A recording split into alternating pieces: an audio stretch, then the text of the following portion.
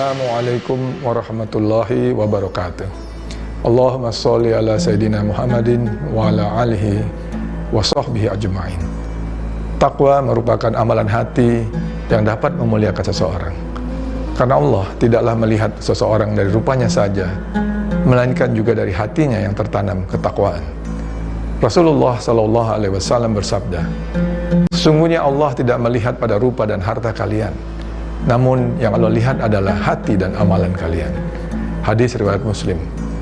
Thalaq bin Habib rahimahullah mengatakan, takwa adalah engkau melakukan ketaatan kepada Allah di atas cahaya dari Allah dengan harapan untuk mendapatkan pahala dari Allah, dan engkau menjauhi maksiat atas cahaya dari Allah karena takut akan azab dari Allah.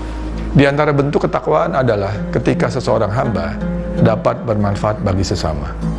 Khairun nas anfa'uhum linnas. Inilah pesan penting dari ketakwaan yang berkorelasi pada kebaikan sosial. Sebab manusia memiliki hubungan yang perlu dijaga, baik bersifat vertikal kepada Allah dan maupun secara horizontal kepada sesama makhluknya. Sebagaimana Allah firmankan tentang ciri orang yang bertakwa, yang berhak mendapatkan surga, disampaikan dalam surat Ali Imran ayat 134 yang berbunyi, yaitu orang-orang yang menafkahkan hartanya baik di waktu lapang maupun sempit, dan orang yang menahan amarahnya dan memaafkan kesalahan orang. Allah menyukai orang-orang yang berbuat kebajikan.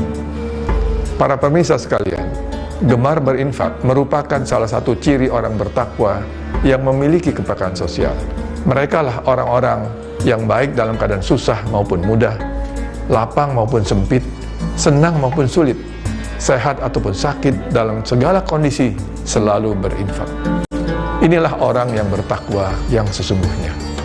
Semoga Allah membimbing kita menjadi hambanya yang bertakwa dengan selalu peduli bagi sesama. Wassalamualaikum warahmatullahi wabarakatuh.